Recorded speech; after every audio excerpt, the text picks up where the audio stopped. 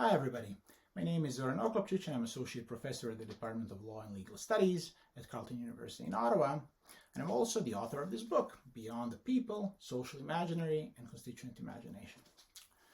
Well, my book is probably the first one to deal with the imagination of the people in a comprehensive and systematic fashion, which is to say, in the ways in which this figure appears across several academic disciplines as the bearer of constituent power, as the holder of the right to self-determination, as the source of ultimate constitutional authority. My book is definitely not the first one to confront the phenomenon of imagination in political and social life more broadly. Even a cursory look at the literature will show you that in addition to famous Imagined Communities by Benedict Anderson, more recently, scholars devote their attention to imagined sovereignties, imagined democracies, imagined societies, imagined organizations, to political imagination, to legal imagination, to constitutional imagination. But the way in which they do so is problematic for one important reason. In contemporary accounts, imagination appears either as something that can be attributed to heroic individuals in the past, to canonical thinkers such as Hobbes, Locke, and Rousseau, or as something that is exercised today, but by nobody in particular, by societies at large, but not by you and me individually in the course of our ordinary intellectual activities. So, contemporary approach to imagination bears resemblance to Jean-Paul Sartre's Hell, who famously said that hell is other people. So even when they extol the virtues of imagination, when they insist on the importance of imagination for constitutionalism, international law, for political emancipation, those authors almost never give us a satisfactory indication of what the practice of imagination actually looks like. We hear a lot about imagination as a social phenomenon. We hear very, very little on imagination in action. What does imagination involve?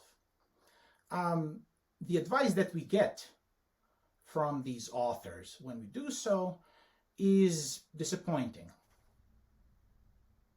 So what does the practice of imagination amount to according to those scholars?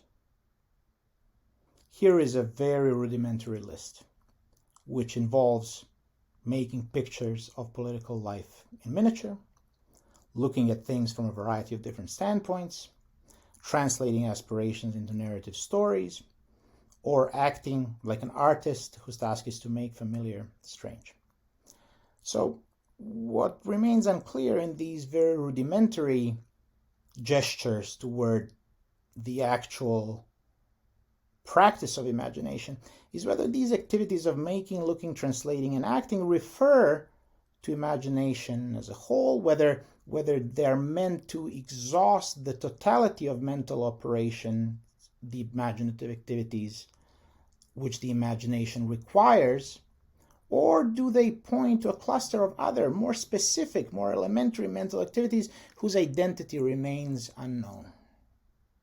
So the aim of the diagrams before you is to illustrate some of those choices, and in the context of my book, they're used in a way which hopefully makes those choices more vivid, more memorable, more economically represented, and which at a broader, more encompassing level also hope to stimulate the imagination in a way in which narrative text never could.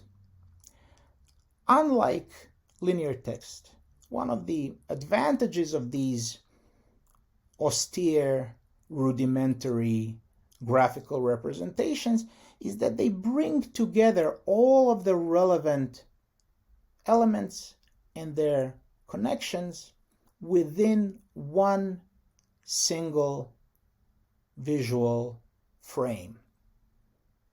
Diagrammatic reasoning is obviously not everybody's cup of tea, but I hope that the diagrams that you just saw were successful enough to give you a taste of the themes and topics that I explore throughout my book. Thank you very much for your attention, and thank you to Giuseppe Martinico and to the entire editorial board of Rivista di Diritti Comparati for inviting me to share some thoughts with you on this fascinating subject.